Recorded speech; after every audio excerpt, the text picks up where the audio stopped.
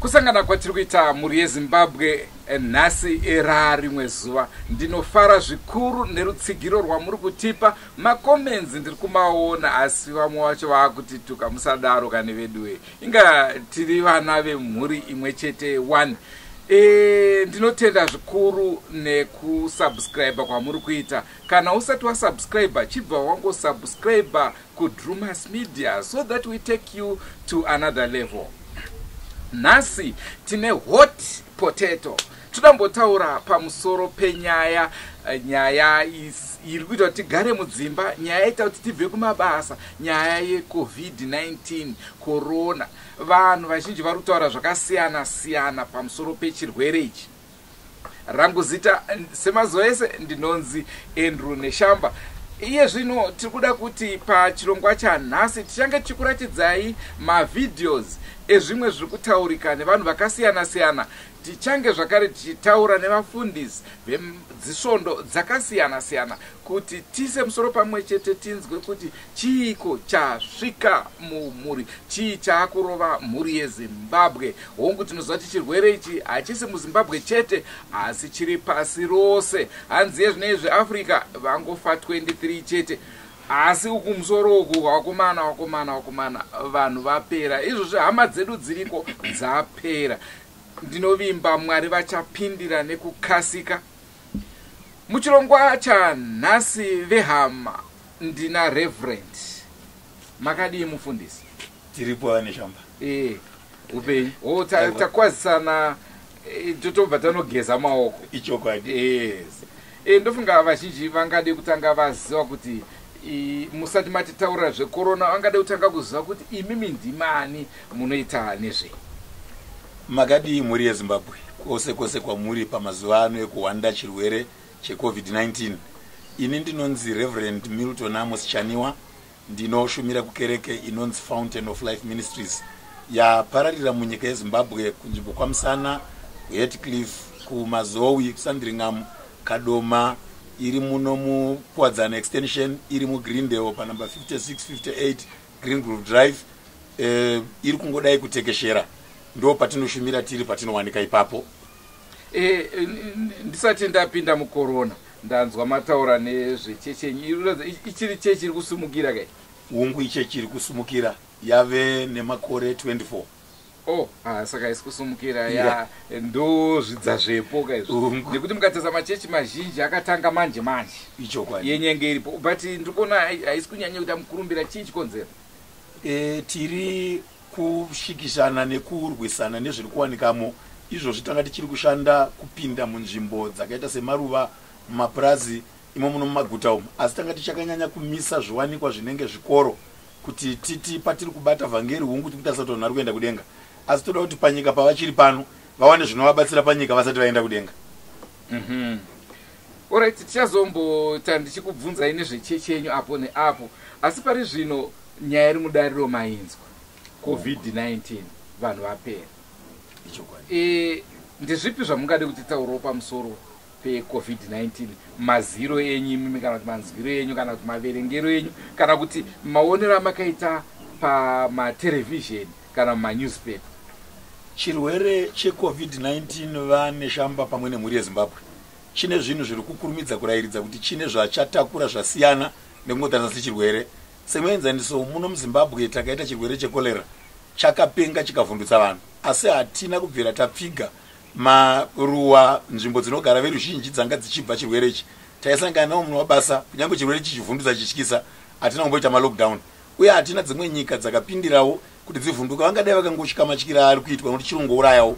Muno medu muZimbabwe mega chakauraya nhamba inopfuura nhamba yaurayiwa yevanhu veAfrica vese vari 23, asi hatina kumboita lockdown. Kureva kuti ukachitarisa chirwere cheCovid-19 chiri kuratidza kuti chatakura kwete chirwere chete asi chaane mweya. Bhaibheri ukariverenga Mateo 24:7 richitaura pamusoro pezviratidzo zvokupera kwenguva. Jesu anoti muchanzwa zvehondo pamusoro pemarudzi achamukirana, asi anozoti kuchauya zvirwere zvemhando dzakasiyana. Nyaya yezvirwere iyi ichokwadi zvichauya. Zvakazarurirwa chapter 1 verse 1 yoti zvakaratidzwa zvaJesu Kristu zvaakapiwa nababa wake kuti arape vanhu vake zvida kukurumidza kuitika. Ukaverenga bhuku razvakazarurwa rinotiudza zvikokoya kwechikara chichazomuka andikristu anenge ari ndiye ane simba, anenge ari both mutungamiri wezvematongerwo enyika uye ari mutungamiri wezvechinamato. Saka masaini ekuuya kwake ari kurayiridza kuti anofanira kuuya atendwa nevanhu vese. Saka masaini atiri kuona eCovid-19 ekuti kungouya iyo muno maAfrica yaura vanhu 23 chete, asi yazengeza pasi rose zvokubva yadederesa kupfuura vakaurayiwa nechirwere chedu chekorera muno muZimbabwe chete, chakapfuura namba yaurayiwa muAfrica.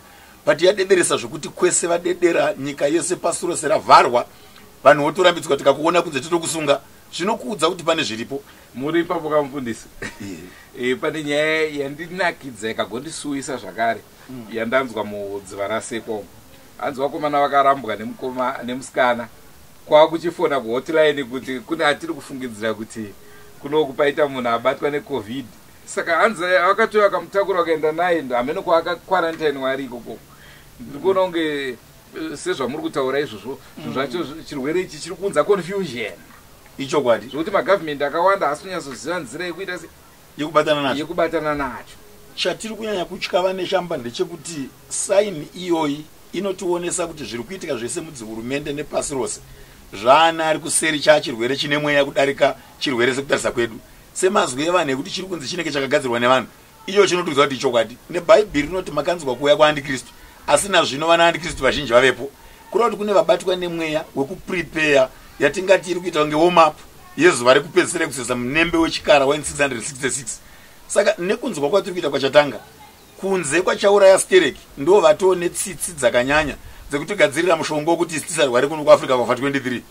Iwo ukatarisa handizo kuti unganongedzera nomunga 23 dai vaberekana vana vakawanda yaifanira kuita nhamba yafiwa paimba 1 chete nenhamba yemafira avari kuita.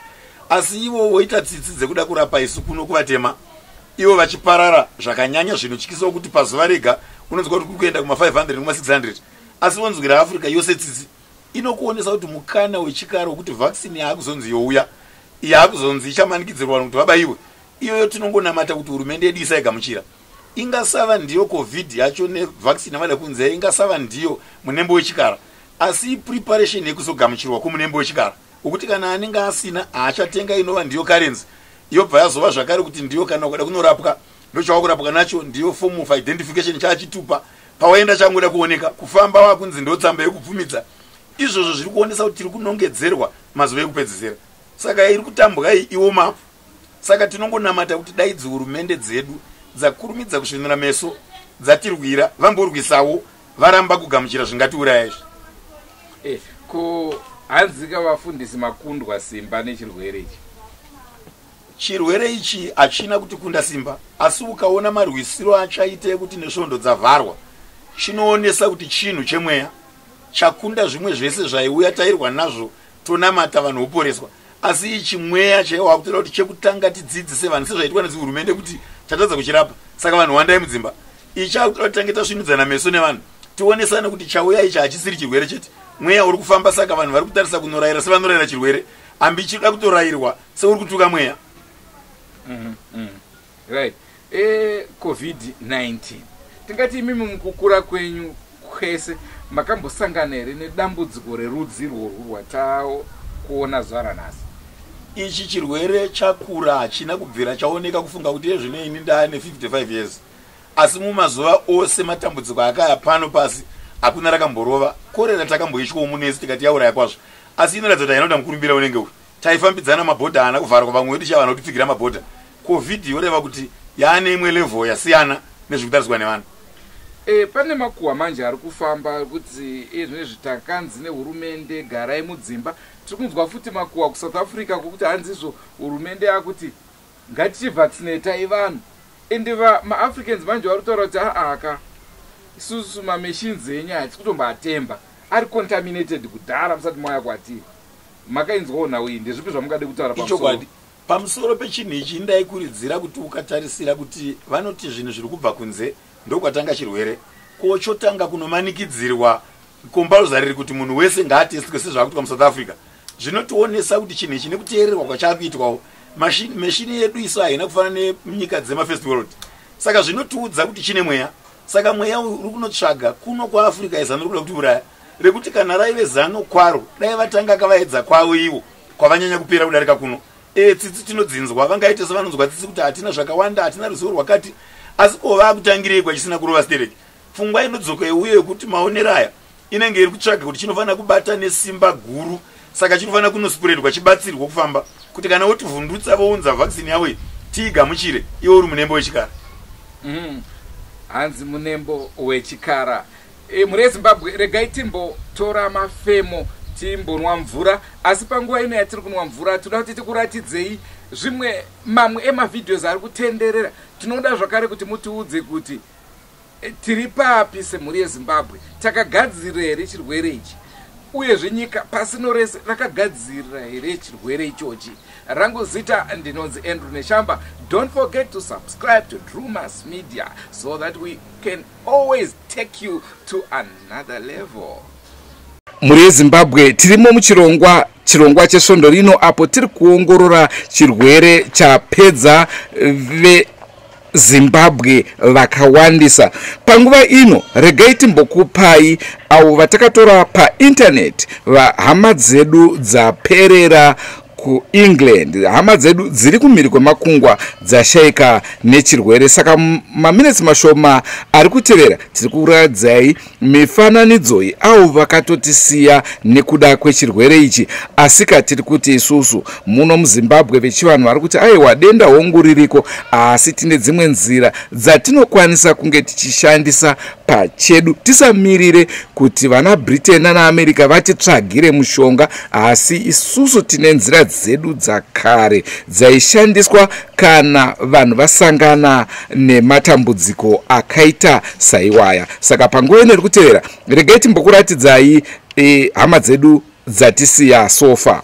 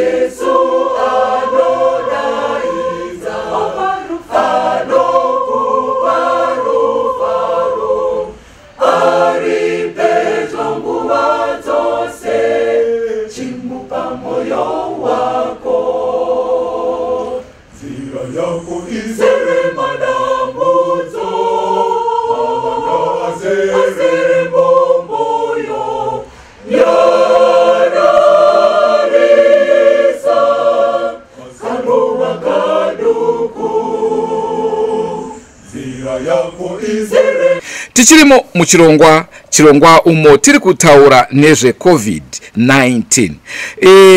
Pari zvino regai timbokupai nyaya dziri kutaurika. Hanzizvo vamwe vari kutaura kuti China ndiyo yatanga ka-biological warfare.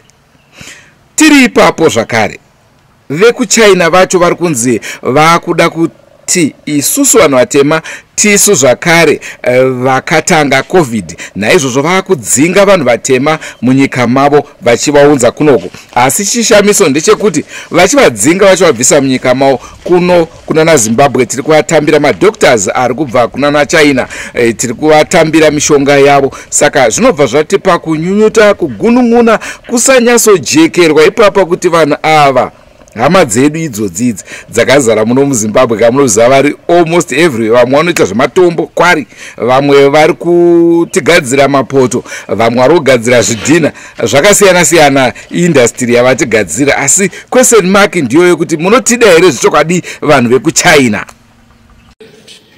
You know, as I talk about African unity, China refuses to get out of my mind.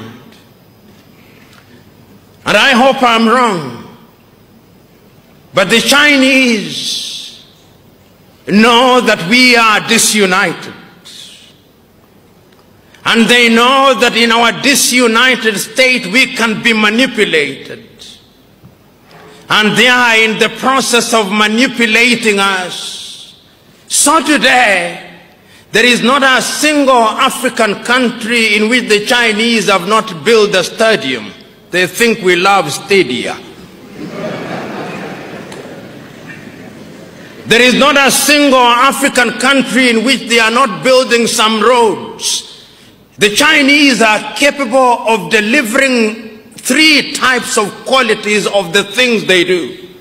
Quality number 1, they take to the United States of America and Europe.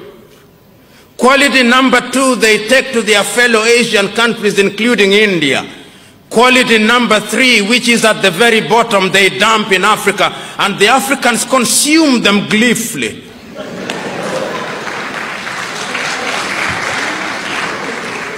And it's because of our disunity, we are incapable of speaking with one voice. You know, many times when I look at Ghana, the Ghanaian president, whom I respect, is invited to Beijing to negotiate with Beijing, as indeed the Kenyan president would be, and the Burundi president, to negotiate with Beijing on a bilateral basis. And when they invite African leaders, they humor them, complete with guards of honor and 21 gun salutes, so that they think that they are equal. But the Ghanaian economy's GDP is possibly 1/3 of the GDP of the city of Beijing. The Burundian economy is only $2 billion United States dollars, which is the same amount that an American professional boxer earns in 1 year. Ask you a question, pastors here. Very simple question. Very simple. Whether you don't like me or you like me, but this is a question that you need to answer. You have Africans in China being chased out of houses. Why? Because the disease was once called by the Americans a Chinese virus. Now they want to get rid of this stigmatization, right? By blaming the Africans, right? Now Africans are being chased from houses. They're staying in the streets, under the bridges. A black man suddenly has become the source of this virus. Now, this is the most amazing thing. And then you have the Chinese doctors coming to Africa. And we have the Chinese leaders receiving them. You have videos, you are looking at how Africans are being treated. And you think what is coming to Africa is love. You think it is aid. What's wrong with us? What has made us to believe that they want to save Africa? Thousands are falling down, many are dying every day because of Corona. We gotta stand together as one. Taura pamusoro peCovid, tingati isusu inga vanhu vangabatsirikane sei tichitarisa nzira dzechivanhu kana takatarisana nechirwere cheCovid? Ndinotenda vane shamba. Ini ndiri murapi. ndarapa makore akati wande. Makore ndarapa sangana nezvirwere zvakawanda mukati mematare. Mukati mematare umu munouya matambudziko anouya nevanhu avari kubva nawo kudzimba uku, okuti rimwe nguva unonge usina kutomboziva kuti dambudziko iri dambudziko rakaita sei. Asi unozoti wati garei nematare nekuziva, unenge wakuziva masymptoms ezvirwere, mafambiro azvinoita, kana kutozvitsanangura semunhu akadzidza medicine kwazvinoitwa kana muzvipatara nemadokta chaivo. COVID-19 ndodada kuirelata muchirwere chakanzi influenza. Chirwere chakanzi influenza chakarwara vanhu gore ra1918, 1919 kusvika 1920. Chirwere ichi chakauraya vanhu over 500 million international worldwide. Zvafanana neCovid-19 yo iri kuuraya vanhu kudai pasi rose. Saka COVID-19 yezvinezvi COVID-19 iri kutyiwa. Vanhu vari kugara mudzimba, tapinda malockdown, takutya kugumana, hatichakwazisana, hatichaita sei. Zvimwe chete zvaitika panguva yeinfluenza. Saka tinoti isusu kudai zvaibvira, tiri kuziva tese kuti tatsanangurirana nhau dzakawanda kuti ivirus rinozodii, rinozofamba rakaita sei. Asi chikuru ngatizivei kuti kudzivirira isusu mune mhuri dzedu kubva zvinofanira kutangira mudzimba. Tisati taenda muzvipatara tofanira kutangira mudzimba. Saka ndinoti COVID-19 zvairi virus hararame certain degrees. Pa certain degrees dzarisingararame zvafanana nokuti totsanangura isusu tichiti above 50 degrees Celsius harirarame.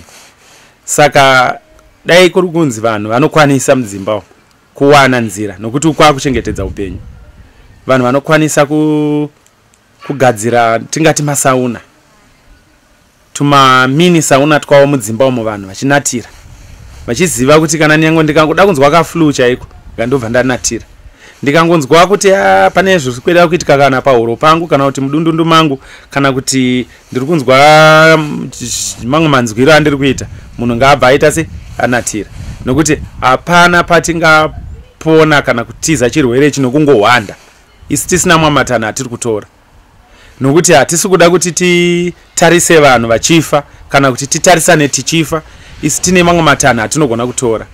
Vanhu vakafa 1918, 1919 na1920 nekuda kweinfluenza. Asi vakadevelopa mamwe matinongati traditional kana kuti indigenous, asi toti traditional techniques shanda nechirwere ichi influenza. Nokuti vakanga vatozviona nguva iyoyo kwakusina mafacilities atiri kuona mazuva ano ekuzonzizvo munhu anoenda kunenge kuchinzi kuquarantine kana kuti kuzodii kana kuti kwaiuya mota kana kuti zvinospraya zvacho nguva iyoyo kwakusina. Asi kungoita do away, hatingaspraya mudzimba dzese door to door, hurumende haingazvigona.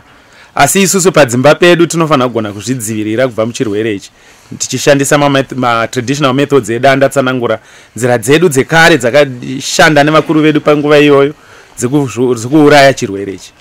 Saka COVID-19 chirwere chatouya, ini semurapi wemuchivanhu ndiri munhu asangana nemuzvirwere, ndinoziva mishonga yakawanda musango minorapa zvirwere zvakawanda zvingafanana nedziwa iroro, zvingasangana kuti musoro, mudumbu, mishonga tinogadzira. Asi kune vamwe asingagone kuwana mishonga iyoyo, ngavangozviziva vari mudzimba umu kuti toita sei, ndoita nenzira ipi ini nemhuri nevana vangu kuti ndigone kuve ndakadzivirirwa. Baba vaenda kubasa vasangana nevamwe vanhu kwavanga vari, amai vaenda kubasa vasangana nevamwe vanhu kwavanga vari, kana kuti pamba pauya muenzi pane patichatiza here kuti muenzi auya tohwanda mumba, hazvigoneki. Asi ngatingozivai kuti ichi chirwere ichi chinokundika tikagona kutora mamwe ematano. Pane chimwe chikumbiro chananga ndinacho ane chamba kudzi hurumende chaiko kana ungave mutungamiriri wenyika, hazvinganyadzise kuchengeta vanhu upenyu hwevanhu vako kana vachitaura vakabuda pachena kuti kana mudzimba umu hatinatirei, tingangohwande, ngatihwandei selockdown dzakaiswa idzi, dzakanaka chaizvo kuita kuti vanhu vasasangane pari kutyirwa chirwere kuti chingangoparariri.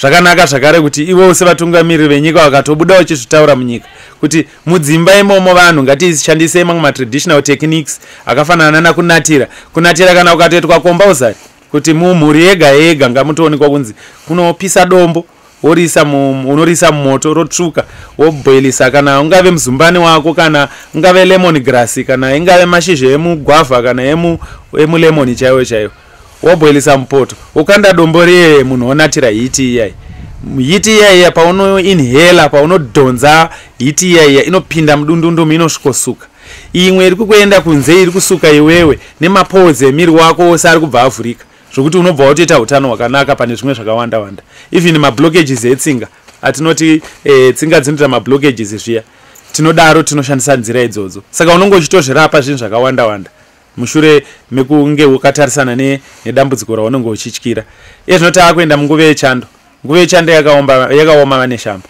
nguva yechando kunotonhora vanhu vanobata maflu vanobata gosoro munhu anogona kutoita kana malaria chaiyo munguva yechando asi malaria kuiataka usati waziva kuti icovid here kana kuti imalaria here munhu ngaambotanga anatiriswa zvotomboonekwa kuti aiwa apindwa nematemperatures nokuti painopinza chando paya iwe ukapinza kunatirisa mukati malaria iyaiya inobva yaita se yarivheswa zvokuti kuzowana treatment malaria inobva yaparara saka tinokumbirisisa zvikuru kuti kutsanangurirana kwatingaite nezvenyaya yechirwere ichi ngatirege kutya asi kuti ngatitorei mamwe matano tiri mudzimba tichiita zvatinoita zvedu semhuri zvinoraramisa nokuti hachisi chirwere chatingangoti tingangowande tichawanda tikasvika kupi kuwanda tinowanda tiri kutyira kuparadzira asi tiri vanhu vanoda kushanda tiri vanhu vanoda kuita zvavanoita saka tinoda kukumbirisisa kuti vanhu mudzimba imomo ngavadevelope mamwe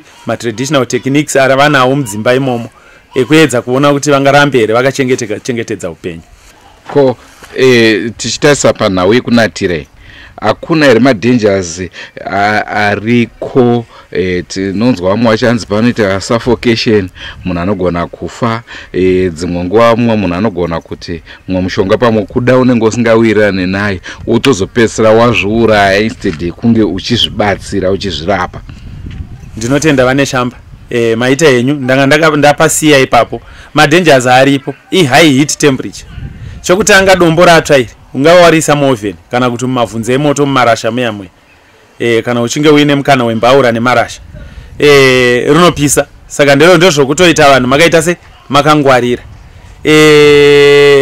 suffocation hungu inoitika asi munhu unofanirwa kana kuri kunatira munhu unonatira munhu panofanira kuvhurwa ventilation inofanira kunge ichibuda netemperature ichibuda yatingati steam iyaya steam yaida kurasika saka pane imwe nguva unofanira kupota uchiti ukavhura wozvivharira ukavhura wozvivharira kuitirawo kuti usangarambe wakaita se wakavharira hiti iyaya usabipitirwe kana kuti kwatingati kusuffocate ikokuya uko munhu unokuvara uyezve pamvura apa mvura ikabhoila ukakanda dombo maintain a distance iwewe nepoto yako pachakandwa dombo paya kuti mvura iya painotanga kufashaidzwa nedombo riyari isakutapukire kana kuendwa nemvura inopisa. Saka padombo apa ichero dombo here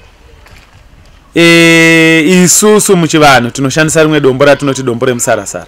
Kune dombo remusarasara rinotozivikanwa ndakatozofara ndatozoona dombo iroro rinotozivikanwa nemajapanese vane cheya vanogadzira majapanese cheya inorapa cheya inotorapa inoshagadzirwa nedombo iroro idombo jena rakaita kunge white quartz.